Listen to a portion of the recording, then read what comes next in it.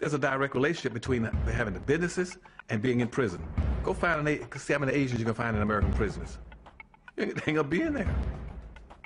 But 51% of your prison will be black because blacks don't have any businesses and industries.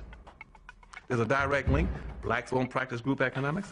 Blacks won't practice group politics. If you don't practice, you're setting yourself up. I told that 5-story building, you're setting yourself to get wiped out. Understand the nature of race, which is economics. If you build the first floor, it's economic. Build your businesses and your industries. Control business and industry, and put that pulls in your money, and hold that money, and practice group economics with it. Arab and Asian money bounces 12 to 13 times what it leaves. Jewish money bounces 18 times. Black folk got to learn how to practice group economics. Black Americans spend every penny they get outside their own community. Then you take the money and the wealth that you get from that first floor and go to the second floor. The second floor is politics. You then take that money on the first floor and you control your politics. Black folk must quit allowing people to tell them to go out and vote. Vote for what? Nobody's going to do anything for black folk in politics. Politics is controlled by money, major corporations who got the money. That's what controls politics.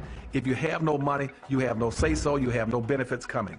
So you take your money and you control, and you take your money from the first floor, you buy every politician on the second floor.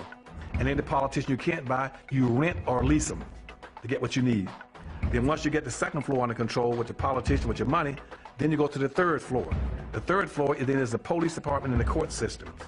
You take your money from the first floor and your politics on the second floor, and you control the court system and the police departments. Then the fourth floor, then is media.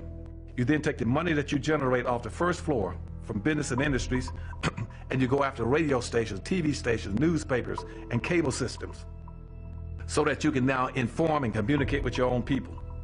Right now, black folk own and control less than 35 thousandths of 1% of the media in the United States. Out of 12,000 radio stations, black folk own about 75, 80. That's all. You own no cable systems. You don't have a daily newspaper. You have nothing of importance. You got about one black TV station.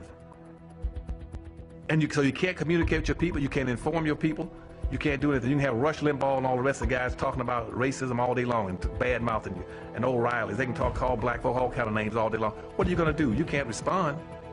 You can't communicate with your own people because you don't have an economic base. 51% of all the prisons in the United States are black people. You only make up 12% of the population. That's no accident. It's because you don't control the economics and the politics. And they're going to go after the weakest people they can get their hands on to incarcerate them. That's the black folk. And what are you going to do in response to them when they over incarcerate you? You're going to go out and have a march, a demonstration. We're going to march. March for what? Who cares?